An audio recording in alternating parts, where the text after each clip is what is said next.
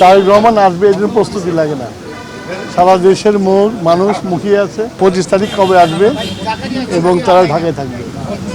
সারা দেশ থেকে মানুষ সৎ ইচ্ছায় চলে আসতেছে। আমরা আশা করি যে বাংলাদেশের ইতিহাসে এত বড় জনসমর্থন।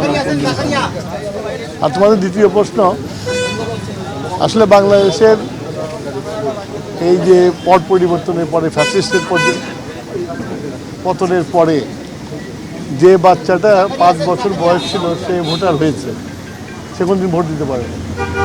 ন্যাচারালি এই যে 17 বছর 18 বছর পরে মানুষ ভোট দিতে পারছে, মানুষের মনোজগতে অনেক পরিবর্তন হয়ে গেছে।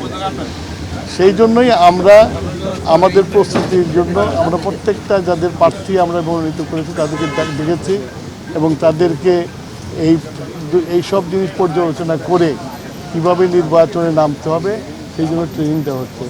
এবং আশা করি যে আমরা যে প্রস্তুতি নিয়েছি সেই প্রস্তুতি নিয়ে মানুষের কাছে যেতে পারবো এবং মানুষকে যা চায়, এই যে 17 বছর পরে মানুষের মনে যেটা চাওয়ার ইচ্ছা এসেছে সেটাকে পূরণ করতে পারবো। তফসিল হয়ে গেছে, মনোনয়নপত্র জমা দেওয়ার আগে দেখবা এগুলো কীভাবে পূরণ হয়। মানুষের মনোজগতে পরিবর্তন হয়েছে। আগের মতো 8-10টা নির্বাচনের মতো এই নির্বাচন নাই। আগের নির্বাচনগুলো করেছি শত্রুর সামনে ছিল, এখন যে নির্বাচন করবো আমার যে প্রতিপক্ষ আমি তো সামনে পাচ্ছি।